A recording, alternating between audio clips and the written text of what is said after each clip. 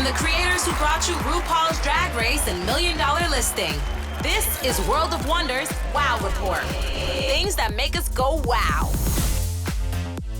Welcome to the Wow Report here on Radio Andy. We have assembled, as we do every week, to count down the top 10 things that made us go wow. I'm Tom Campbell, kind of sitting in for Fenton Bailey, who's out and about internationally. I'm here, as I am every week, with the incredible, the talented, the club kid turned best-selling author, my nemesis in love, James St. James. How dare you, sir? I didn't realize we were nemesis. In love. Oh, okay. I love you, baby. I love you more than life itself. There, me too. And then the backbone, the spine, the spleen of the Wow Report, our producer and contributor, Blake Jacobs, is here. Hello, everyone. Good morning, everyone in the news. Good morning. Thank you, Ann Curry. As Fenton might say, well, let's just get to it. Number 10. Number 10. A lot of things that I used to take for granted, I no longer take for granted. And I kind of regret that I ever did. Pride Month. Used to think, companies coming forward for Pride. Now if they're not, I miss it. If you were going to any queer cinema in the 90s and 2000s, when they would do coming out stories, for instance, you'd be like, oh, I've seen a million coming out stories.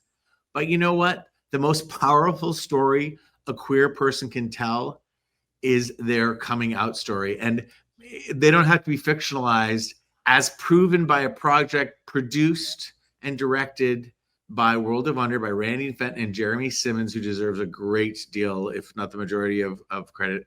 It's called Late to the Party, coming out later in life. It is currently playing on Hulu. It aired originally on ABC. It's also in conjunction with ABC News. And I had nothing to do with it. And I didn't watch cuts, and I knew it was happening, but I watched it on Hulu, and it's excellent. It is, for those of you who have no attention span like I do, it is, with commercials, 60 minutes, so it's like 40 something minutes long. And it tells so many stories. They have Dennis, the Baptist minister, who at 53 came out while he was preaching. And, they show, he's part of a very traditional church, and he's preaching, and they're feeling the Spirit the way that I believe they're feeling it. And he just had been living this lie and kept it to himself. And he just, at some point, felt like he was lying and violating and needed to come clean. And it's just such a powerful story. And for a minute, he's retired now. He's come and he sees the Bible as not a scientific text, but filled with mythology. And just, is able to come to that place where he can love himself and how important that is.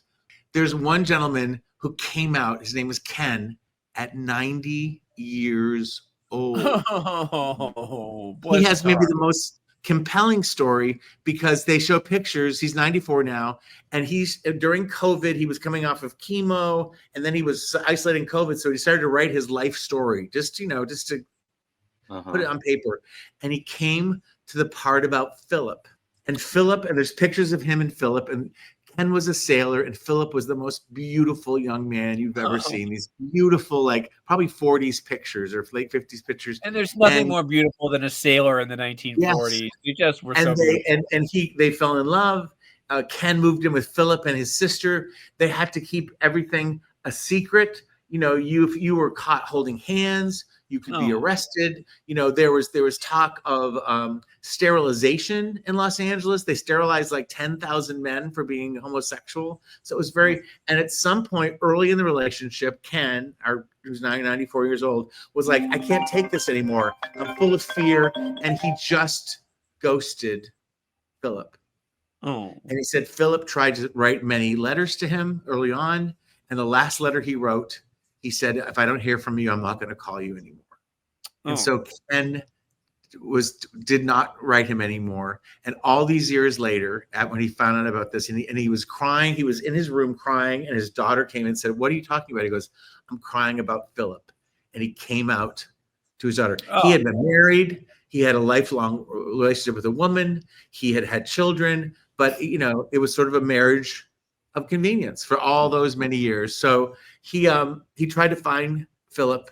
Philip had passed. He found his niece, and he found that Philip had lived with a man his whole life and had a happy loving. So it's just like, again, that's just this one little story. There's a lesbian story where we see a lesbian coming out with a woman named Erica, who's 52, again, married, had children, raised Catholic, all those feelings of rejection.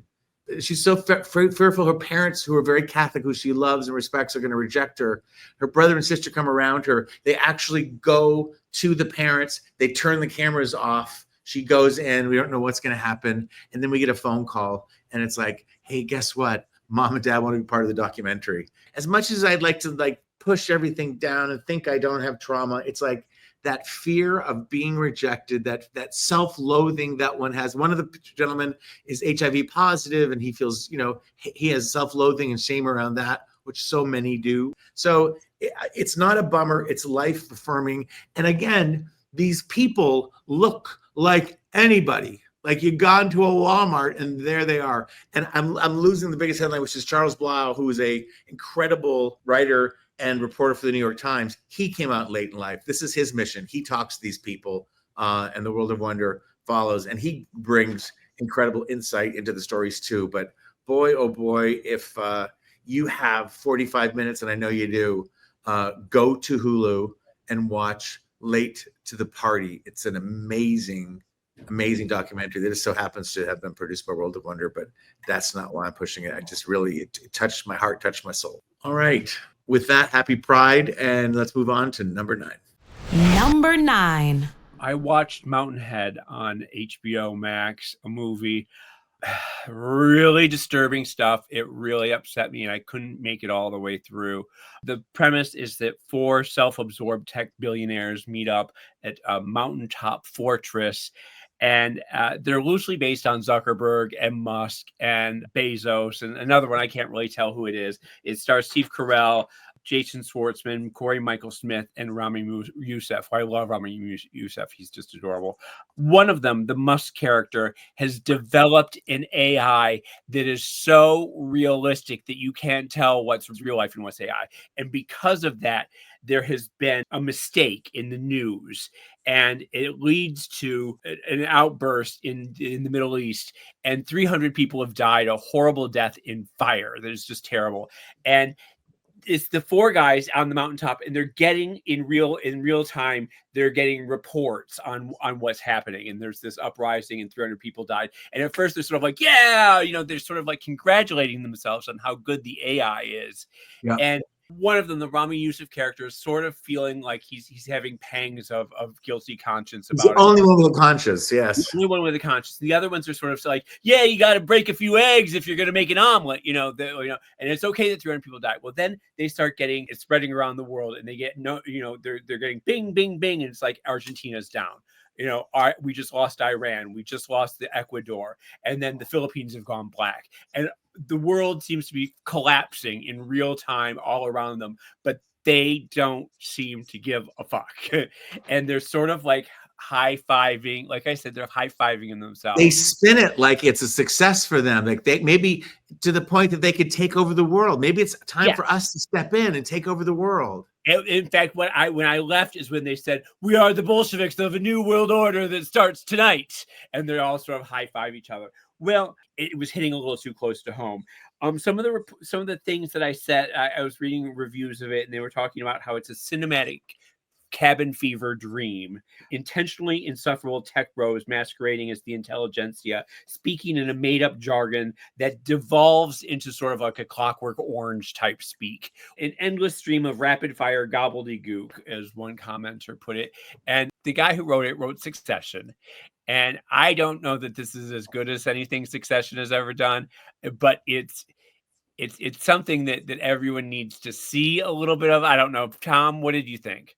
I've been sitting on this one for a long time because I didn't know how to discuss it. So thank you for bringing it up. But I watched the whole thing, but I watched it in 2 parts because it got me so sick. I probably jumped out the same time you did, but then I went back and I watched it. And the second half, oddly, gets a little slapstick because they decide they want one of the guys to sell his technology to the other guy to help save the company. And so they decide, and then Steve Carrell decides that one of them needs to die. And so they decide that the four of them, because there's no assistants or anything, they're all away, are going to kill him. So they do the worst job. You see how incompetent they are. You know, at one point, Steve Carell tries to boil an egg, but he forgets to put water in the pan because he doesn't really know how to boil an egg. Well, they try to like smother the guy. They can't get any of it done. They're just totally incompetent. And then in the very end, with gas being poured into a sauna and matches they end up compromising. They end up coming up, with the ultimate deal. So it's really creepy and gross. And it's funny because it is the people that wrote Succession, and you have a lot of hope for it. And that's part of what I thought the first half. I was like, ooh, this isn't anything like Succession. It's kind of like a stage play, right? Because supposedly it was like thought of, written, cast, and shot in 6 months. It kind of feels like that. What it doesn't have that Succession has, Succession, while they're dealing with really hateful people, we were able to understand their motivations. Because this is a movie and it's quick, you just see them as bad actors. But the fact of the matter is that Bezos, Musk, and Zuckerberg are just bad people, and there is no redeeming likability factor for any of these tech bro billionaires. They're just horrible people. And the essence, because they were talking about AI, artificial intelligence, and Steve Carell's character, spoiler alert, is dying of cancer. He's in denial about it, but he's dying of cancer. And he wants to get put onto the grid. He wants to be put onto the grid. So it's about immortality, which I do worry. So, you go on to, you become part of the web. You become part of the, I'm not a great student of history, but I remember in high school and in college, I think, when you study about all these kind of doomsday cults and groups and people that think the world's going to end. It's not, you're going to end. The world's not going to end. The world as we know it might end. But you know what I'm saying? Like, everybody wants, these powerful people, these megalomaniacs want to take the world down with them. And it's like, no. And it's weird ego that makes all these prophecies that, oh, this is it. This is the end of the world. I can see it. It's like, maybe not. Maybe it's going to be cats and lizards that survive and rule the earth. Oh, you would want your cats to live. I had to do a little bit. We're being super serious, but I'm interested so far, and I want to hear what Blake has to say at number 8. Number 8. I have been biking around SoCal on my bike that, Fenton and Randy that I got from my bonus I told you about a couple of years ago. Oh, Randy and Fenton bought you a bike? Randy and Fenton gave us, me and you, a bonus for our 16-year anniversary. Did I get a bonus? What did I buy? You bought probably some Buster Keaton earrings or something stupid from eBay. I bought an e-bike, and the other day I got on the train and I went out to like Azusa, and I got off the train with my bike and I biked all the way home. Wait, where the hell is Azusa? What the hell? What the hell is Azusa? It is the cutest little town in America, in the USA, from A to Z. A to Z, Azusa. Oh. I'll be damned. It's just a little community outside of LA, like outside of Pasadena. And the train goes there. And I just thought, hey, I can, if I go along the train route, if I get tired or if my battery runs out, I can jump back on the train and get home, Wait, are you a robot? Why would your battery run out? His electric bike. Oh, interesting. Okay. Yeah. What? Okay, this is why I don't. There's many reasons I don't bike, but I'm so afraid of being on surface roads with crazy people driving by me. What's the path from Azusa to civilization? Well, you follow the bike path, and sometimes it'll be like off to the side. Sometimes you will have to share the road, but you just stay over to the side. And on those roads, it's usually like slower streets. They won't put you normally on a main road. I would look up the next train station on my phone, and you can put in there that you're on a bike. You can do car, walk, public transportation. You can put that you're on a bike, and it'll tell you the safest way to take the bike. Okay. No, but here's the question though. How far is Azusa? How many miles and how long did it take? The Azusa trip took me Let's see. Oh, there's receipts. Yeah, there are receipts. 24.69 miles. And it took me 1 hour and 52 minutes. How often do you actually move your feet, or do you just like electric zoom? No, that's another thing. If I'm marking it in my watch like as a workout, I make myself pedal because that's cheating, right? Did you get exhausted around the 1 hour mark? I mean, how strong are your legs at this point? No, I didn't really get exhausted. I mean, you do have some, assistance with you, but I'm still moving my legs, so I'm still working out. Well, but if I walk around the block, I'm winded. I'm going to have a heart attack. So I'm very impressed by this. Yeah. Do you ever feel? I'm going back to my dangerous question. Do you ever feel unsafe? No. There was one time I was. There are lots of bike paths along rivers in Los Angeles, which is amazing and awesome. Except for when you think about all the homeless people that hang out along the rivers. Right. So sometimes that can be a little sketchy if you're like, because some of these rivers, they go through like this nature preserve where there aren't a lot of buildings, like on the San Gabriel. Well, what about coyotes? What about rattlesnakes? What about serial killers? They're all there. What about bears and mountain lions? Well, Blake's got to be bear, so he's all ready for that. They're there too. This is a similar mountain lions. The problem with the mountain lion is by the time you see it, it's too late. They're already going to kill you. They've been stalking you for hours by the time you actually see one. Yeah, it'd be so hot if a mountain lion came into your frame right now and ate you, James. My last question. My last question. Have you met any cute guys? Wow. No, but I need a cute boy that also has an e-bike to come do these things with me. So this segment is just really an invitation to you. So what you're saying is you're trying to get me to join you. That's not what I heard. That's not what I heard. Hey, cute boys with e-bikes in LA. Yeah. Comment. He's got a car. He's got a rack. He knows the train system. He's got a rack, all right. I've seen that rack. My rack has an extra spot just for your bike. I love it. All right. E-bikes, think about it. We are going to take a little break. When we come back, we'll continue to count down the top 10 things that made us go wow. I asked Blake if I could do the trivia question for this segment, and he said yes. And the question is, it's kind of a joke, and I kind of owe it to Alec Mappa. What do Kristi Noem and a box of chocolates have in common? What do Kristi Noem and a box of chocolates have in common? The answer to that and so much more as we continue with the Wow Report here on Radio Andy. You're listening to World of Wonders Wow Report. Things that make us go wow. We're back. It's the Wow Report here on Radio Andy. We are counting down the top 10 things that made us go wow. I'm Tom with James and Blake. And right before the commercial, I asked a question, which is, what do Kristi Noem and a box of chocolates have in common? James, do you know? I think Blake knows because he may have read it on my Facebook. I know. Go ahead, Blake. Tell me. Well, they'll both kill your dog. Oh, no. Thank you, Alec Mappa.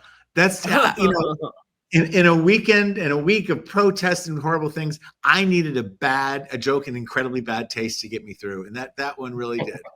With that out of the question, okay, I'll do no more trivia questions. I broke the rules. We are counting down, and we've reached number 7. Number 7. My friend Michael, who I hike with every Saturday on Runyon, told me about a documentary that featured a mutual friend of ours. And it's also on Hulu. It's called Hey Beautiful, Anatomy of a Romance Scam. And there's this guy we know, Brian, who is really handsome. Whenever I find myself complaining that someone doesn't remember my name or just having like a beef with someone, I have to ask myself, it's just because they're good looking. If they weren't good looking, I wouldn't even know that they were there. But Brian's very good looking. He's never paid me enough attention, but enough about me. Is he Brian, straight? He's not straight. He lives in Silver Lake, and I know him through gay circles. He's a lovely guy. He does makeup. He does makeup tutorials. He has a skin line. But his images from his Instagram were stolen by scammers. And they went after all of these vulnerable women around the world. You're thinking it's one guy who's the scammer, right? Who's using his pictures, and he coos to these women, he tells them he loves them. And then they show these women and they're beautiful, but it's like a woman in Connecticut who's been married for 50 years and she's probably deep in her 60s. And she's just not the kind of person you think Brian might fall for, but she believes it. And then there's a waitress who is of like Russian descent, and she believes. And then there's a woman in Germany, capable, smart women who agreed to be part of this documentary, who are telling their story. So it's 3 parts, which is too long. And the first part is all the women's stories, which is really compelling. And you can't help but sort of think, what were they thinking? But it makes me more like, but for the grace of God, we're all vulnerable, right? To certain attention and whatever. That's my biggest fear of AI, is that AI isn't going to come at you mean. It's going to come at you like, hey, sexy, how are you? Hey, beautiful, like, give me your money. So the second, or here's a Buster Keaton ray gun for you. Yes, you've gotten so nasty about my Buster Keaton obsession. Why do you find that so humorous? Why do you find that so hilarious? Means we're not even really doing a radio show. We're just here it's an intervention. To bust my chops, apparently.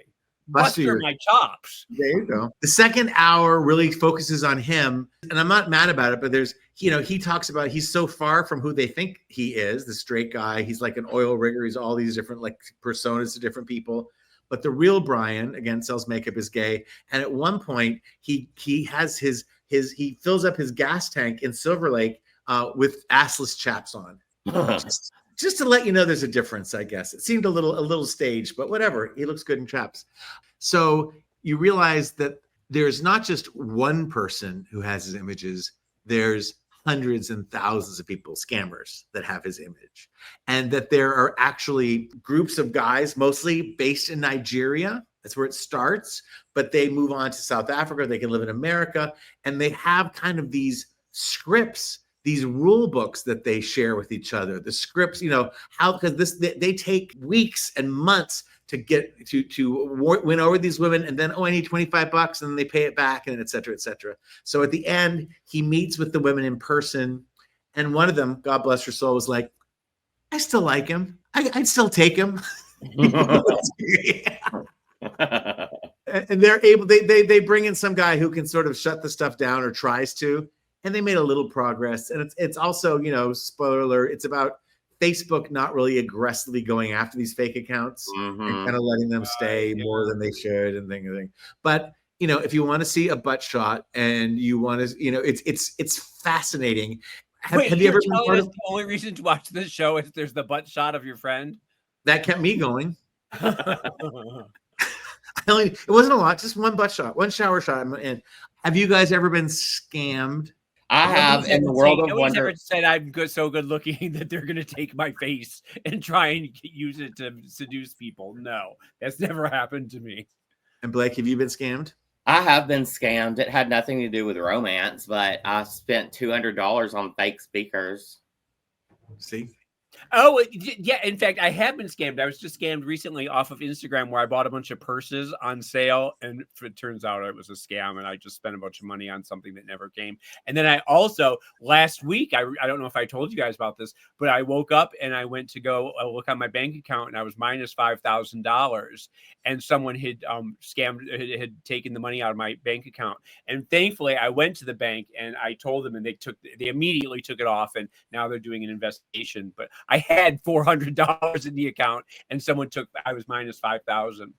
I was going to say, I was shocked that you had $5,000 in. Yeah, no, I did not. I had 500, and that's what I had to live on the rest of the week. And so then my account was frozen, and I had absolutely no money, and it was very terrifying for a week, for a couple of days. Well, buyer beware, single ladies beware. There's scammers out there.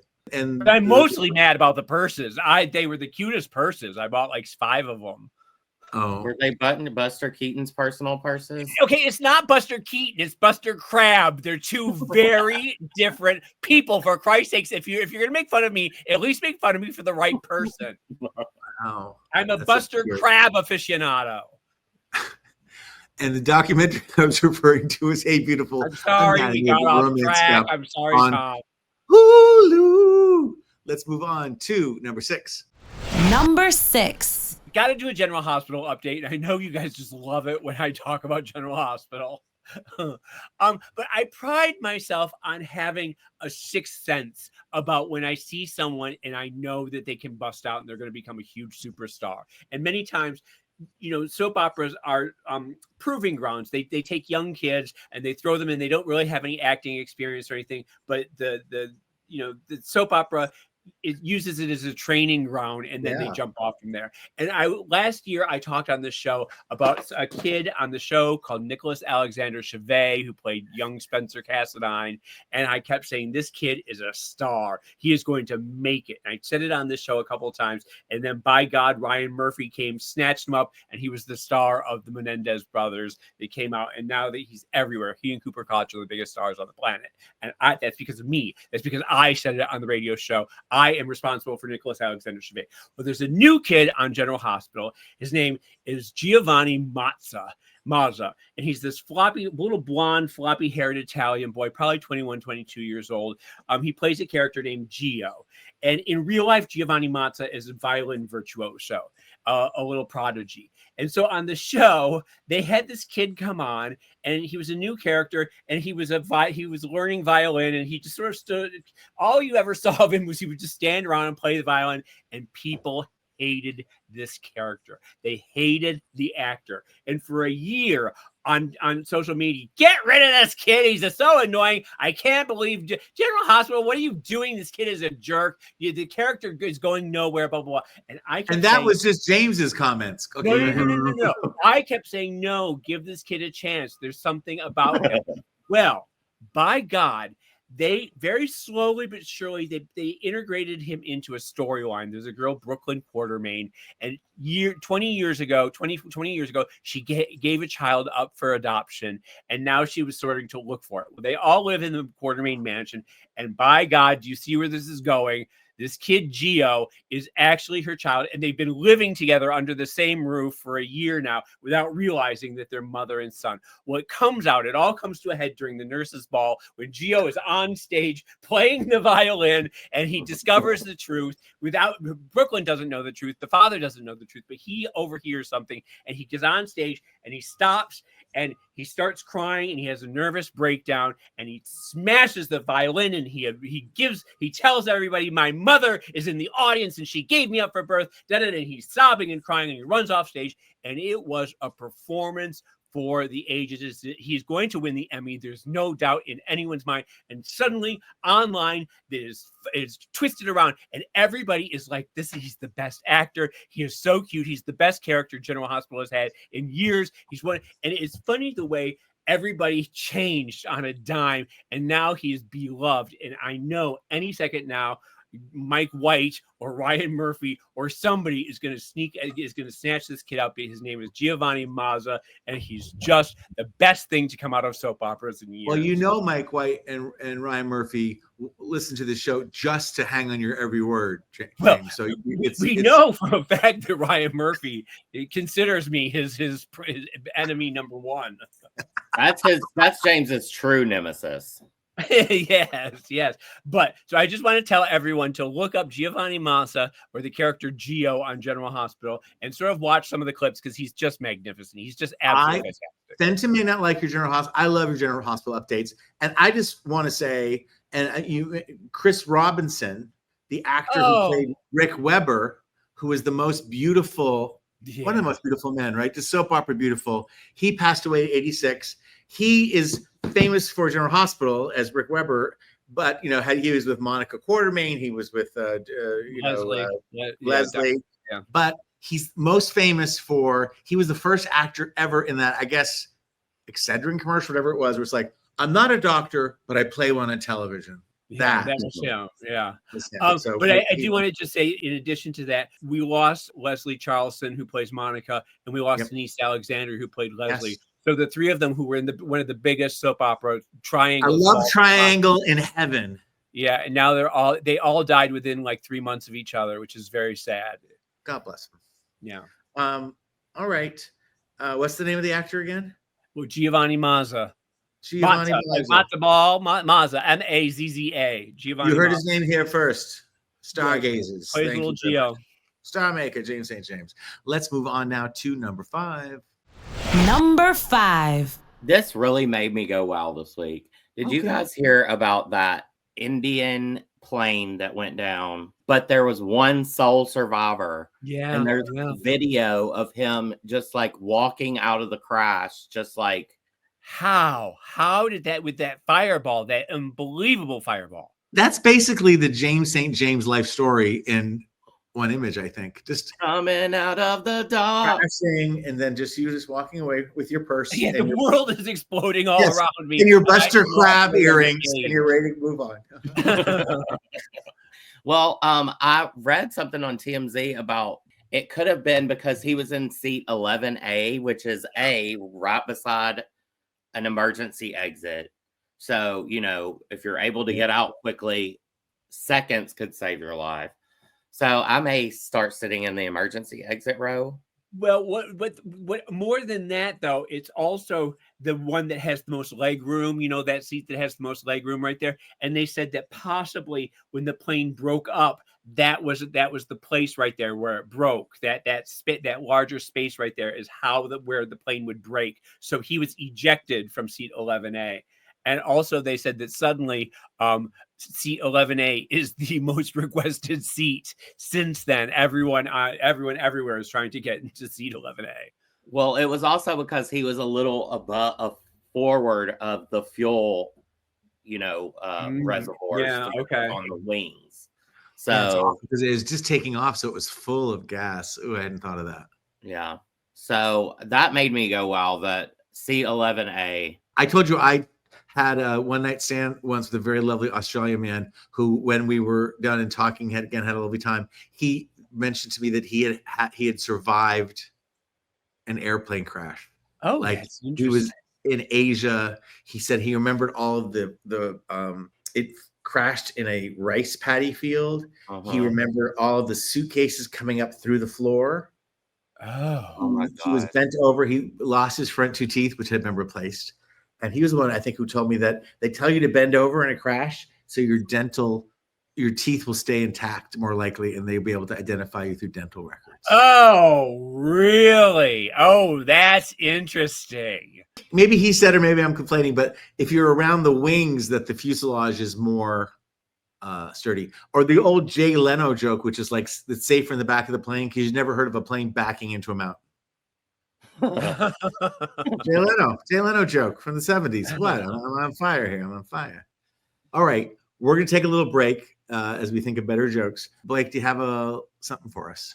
I do. Fill in the blank of this headline. Blank, blank falls from sky onto disc golf course in South Carolina. All right. So what fell from the sky onto a golf course in South Carolina? 2 words. We'll think about that. You think about that. And we'll be back shortly to continue the countdown of the top 10 things that made us go wow here in the Wow Report on Radio Andy. You're listening to World of Wonders Wow Report. Things that make us go wow. We're back. It's the Wow Report. It's Tom, James, and Blake. I asked, this is a headline from the past week. Blank, blank falls from the sky onto a disc golf course in South Carolina. I'm going to say an icy poop ball that fell from a plane. I was going to say human waste. Well, you're both wrong because it is a hammerhead shark. It was like a baby hammerhead shark, and they think it was from like a pelican or something that flew over. Or maybe a water spout picked it up in right. Yeah. Or maybe somebody pooped it out in a plane. Yeah. We have reached the time in the countdown where we are at number 4. Number 4. Jaws 50th history. 50 years ago. Now, Blake, you're too young, but James, do you remember where you were when you first saw Jaws? Well, no, because I wasn't allowed to. I was still too young, and my parents wouldn't let me go see it. So the entire world was talking about Jaws, and I wasn't allowed to be a part of it. When do you think did you see it on cable eventually, or where do you think you finally saw it? I probably saw it on early HBO. Yeah. And my mom was probably on a date or something, and my sister let me watch it. Yeah. And of Do you have course, any visceral memories or reactions to seeing the just movie? the opening scene, you know, of course, when she's swimming and then she reaches down and realizes her leg is gone. And yeah. They did such a good job. Spielberg was like, make them scared at first, and everything else can be suspense. Everything else was like waiting for that head to fall. You know, everything else was slow, but that first scene just had you so. I was sick to my stomach as I was a little kid. I was like, can I even continue watching this? Blake, do you have a first memory of seeing Jaws, the original movie? That's really what I remember is the first scene, the woman in the yellow bikini, isn't it? Yeah. Yes, because it was sex followed by violence, which was what we were taught. Yeah, it set the prototype for every slasher movie ever after. Yeah. I told you we would vacation with my cousins' families, with my mom and dad, my brother and sister, and we would go to York Beach, Maine, which is the southern part of Maine, and Jaws was out. It was 1975. I'm 12. We all go. My mother, like there was probably like 20 of us or something, or 15, and my mother said, "I am not going." And my mother introduced a phrase that we say to this day: "Why poison your mind?" And she stayed in the Great Gull cottages all by herself. All of us went to like a multiplex. And Jaws was the first blockbuster. It was the first where people would line up around the block. And so my mom didn't go. We went. I was sick to my stomach, you know, when that woman got torn apart. Her name, the actress, was Susan Black-Linney, and she was harnessed to two ropes that dragged her back and forth in the water to simulate the attack. It was just so violent, so bad. And the next day, we all went to the ocean, the Atlantic Ocean, very north. And we were all so afraid. Every time, you know, a wave comes up in the ocean, you're like, and my mother was just paddling along the ocean, feeling good about herself because she didn't poison her mind. A couple little trivia things. Spielberg was 28 when Jaws was released. Wow. What have we done with our lives? And you know, John, if you remember the thing that he did right before that, he did that made-for-TV movie with the truck. That that was one of the scariest things. What was that called? Oh God, that's so scary. Duel. Yeah, with Dennis Weaver. Yeah. What movie beat Jaws for the Oscar for Best Picture that year? Probably, I would say one of the Godfathers or something. Yeah, so close. It was One Flew Over the Cuckoo's Nest. Oh God, yeah, so good. Nurse Ratched, dear God. Yes. Speaking of Jaws, all right, we are moving on now to number 3. Number 3. We finally started airing season 5 of Night Fever this week. Nightlife Legends of the 70s, 80s, 90s, and beyond. Our first episode is available wherever you get your podcast, Spotify, or I don't know where else, but Apple you can watch it. Apple Podcasts, yes. Or you can watch it on Wow Presents Plus. Our first guest was the inimitable Rocky Horror legend and queen of the night, Nell Campbell, who we were very nervous about because she used to be rather intimidating back in the days when she had her club called Nell's. And we were worried to have her on, but she was absolutely adorable. She was absolutely hysterical. We ended up falling in love with her. Tom, remember that because she's available for, you know, Drag Race Down Under. She lives in Australia and she is, you know, beloved down there. So be thinking of that. Also, we have this season afterwards, we have Jodie Harsh, the UK drag queen, who has a new book out called You Had to Be There, in which she details clubbing in the early aughts in London. We have after that, we have a Keith Haring tribute with his biography, Brad Gooch, who used to be a male model in the 80s, who was very in Maplethorpe friend. We have graphic artist and original punk Nick Egan, who is a big music video director, Duran Duran, Culture Club, Bow Wow Wow, all of that early stuff. We went out that night to see him speak. Yes, we did. Yeah, he was really fast. And it was because of that I thought we should get him on the show. We catch up with Club Kids Christopher Comp and really Denise. We have an episode with interview legend Chris Makos, who is BFFs with Andy Warhol. We have a John Sachs tribute with his backup singer, April Palmieri. We have a house music pioneer, Screaming Rachel, and Manic Panic legends, Tish and Snooki, who also were backup singers for Young Debbie Harry. They have a lot of stories about the original punk life back in the 70s. So it's a really good season, and I just hope everybody gets on board because there you go. And of course, Amanda Lepore, whom you did. Oh, and Amanda Lepore. Amanda Lepore is third. Yes. Yeah. And she is a hoot and a half. Oh my God. She's the reason not to listen to the podcast, but to watch it on Wow Presents. To watch it, definitely. And it's funny because we had a trailer for it that Blake and I worked our asses off trying to get it done. And Carlos Pina, the editor, did such a good job with it. But I posted it on Twitter, on X, and they have this thing where you can boost your posts, which for $25, and it will go a little farther than where you. And so I thought I'll just pay $25 and do it. And I thought it would boost it to all of my followers, my oomphs, one of my followers, and I thought because sometimes it just goes the algorithm, it's whatever the algorithm picks up that usually gives out, and I thought I would get it to all my followers. Well, no, it went out past my followers into the general public, and the people were not having it. The things people said about Amanda Lepore, they were not ready for Amanda. They were not ready for a frank discussion of fisting at the mine shaft in the 80s. And the people were like, what the heck? What the fuck is this shit? Get this shit off my timeline. They were furious with me. So it's not always best to boost. Do not boost. Do not boost outside your friends. Well, on X. Not on X. Yeah. Oh my God. I was just a lesson learned. Well, very good. Tell us the name again. It is Night Fever. Night Fever. And when does it start again? When it started this week. It started on Wednesday, so it started a couple days. Are they all available, or they go out? No, it's just one a week, and then but all the ones that this is season 5, and so we have 40 guests before this that you can listen on Spotify. You can go back and watch. Night Fever. If you're not listening, start listening now. I need to get into the groove. I know. We've done 54 interviews. Can you imagine that? Amazing. All right, let's move on now to number 2. Number 2. Well, sorry to bring it down, but there are a couple of assholes getting married in Venice this week. Jeff Bezos and Lauren Sanchez. I'm going to keep it short because I don't really care about that. The only thing I really care about is I've heard that Lady Gaga is performing. Yeah, I've heard she's performing, and that really upsets me. We love Gaga. We love her unconditionally. But it's one of those things where every once in a while someone makes a mistake and you think, why are they doing that? Why would they need to? Does it make you think? It made me doubt for a minute. Well, maybe there's something redeeming about him. No. Maybe he's giving money to something that's very dear to her. I went there. That could be. But he's not giving it to her out of an altruistic sense of I just feel like Taylor Swift wouldn't do this.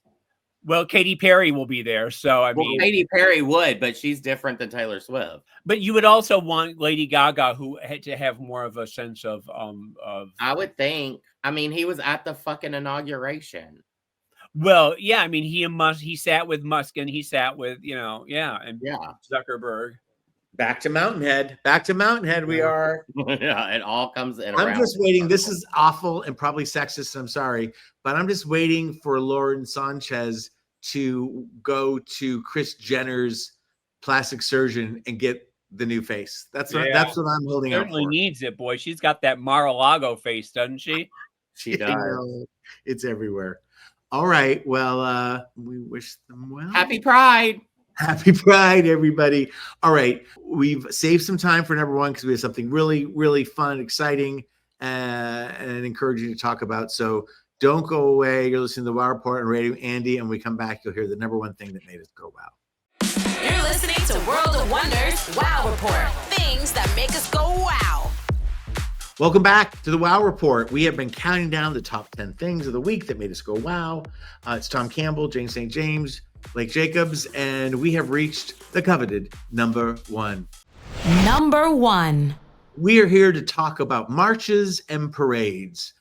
This weekend, I don't know about you guys, but I have a meeting every Saturday morning in Santa Monica. So my friend Greg and I joined the protest, the No Kings protest at Ocean and Montana in Santa Monica, which is a protest with a view. You're looking over the ocean. Mm-hmm. For those of you, for geologists out there, it's where Olivia Newton-John as Kara, the Sister Muse, landed when she was shot out of a mural in Venice and roller skated across. That's the same area that I protested in. I've lost count. Xanadu. I think you're leaving out the movie Xanadu. It was a movie. It was Xanadu. Yes, Okay, yes. it was Xanadu. It was peaceful. I have to say, I loved the signs. I loved that people came together. I love that it happened in West Hollywood, which where I almost went. I love that it happened all over the country. Millions and millions of people showed up. It's the biggest one-day protest against president ever, ever, ever. And there was a great sense of community and togetherness and inclusion. And I was a little scared the whole time because my friend Greg the week before had been downtown and literally had some tear gas and some rubber bullets. As watching it on CNN, what was happening downtown was it was incredibly peaceful. It was a beautiful thing like what you saw. But around 3:00, CNN started reporting that there was an increased military presence that didn't quite warrant it. Nobody was doing anything that warranted it, but suddenly it started getting ominous what was happening. The police build up, the military build up, and everything like that. So you were right to feel that. And I want to say very quickly that I didn't want to go to any of them because I get nervous in crowds, and I don't. I had a feeling that something might happen, but nothing did happen, thankfully. But as I was going to the grocery store and to the bank, I kept passing pop-up.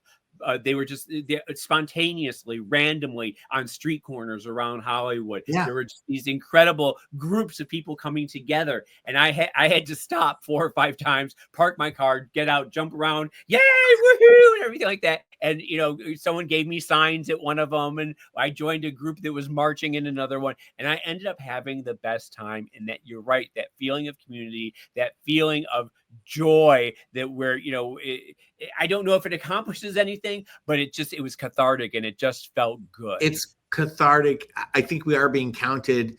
I don't think it changes everything overnight, but I think it gives you hope for the midterms, if there will be midterms. And it's done with danger now. When I go, I have to imagine the worst thing happening to free myself to do anything. And I'm like, well, I'm single. I can go out here. I don't have a death wish, but I'm willing to take the risk to be counted about what's going on, because it's. And this is, I don't mean to bring it down or anything like that, but God damn, I wish that energy had been there for the election. I know, but whatever it takes. I went downtown. It was peaceful, and in fact, all the National Guard people were really nice. Like they were told to be nice to people or something. Well, that's good. I do want to say that we were talking about the other thing that happened that day, and it was Trump's parade, which was just so pathetic.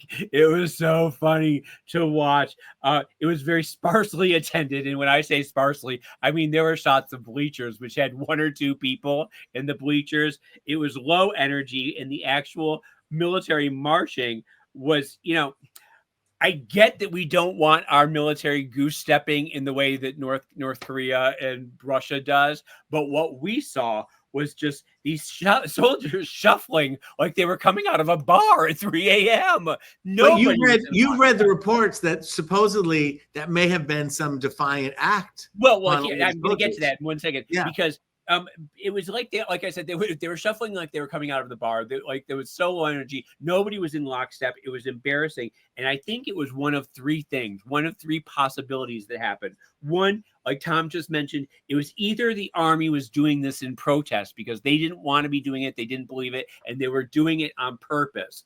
Or maybe the current generation of Gen Z soldiers is just a bunch of lackadaisical fuckwads who don't give a shit about anything and can't be bothered to learn. Or the third thing is maybe this is what happens under Pete Hegseth's watch, that the fish is stinking from the head down, and we have such a stupid ass glug glug Pete Keg breath in charge, and he was on his 3rd bottle of bourbon that day, and he's just the whole military has fallen to pieces under him.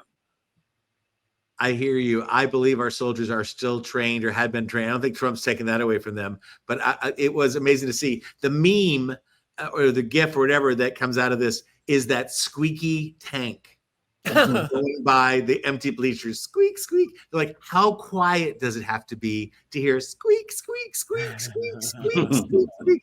And by the way, what Trump was so asleep, angry. People were yawning. He was humiliated for most of it, and then he just fell asleep because it was past his bedtime. But the other possibility, and I don't know if this one probably isn't true, but maybe we have just been brought up on a Hollywood version of what the military is like. And someone else said post-COVID, all militaries around the world are this lackadaisical and bad. And maybe it is something that maybe in the past, what we've seen is through Hollywood, a Few Good Men, that type of.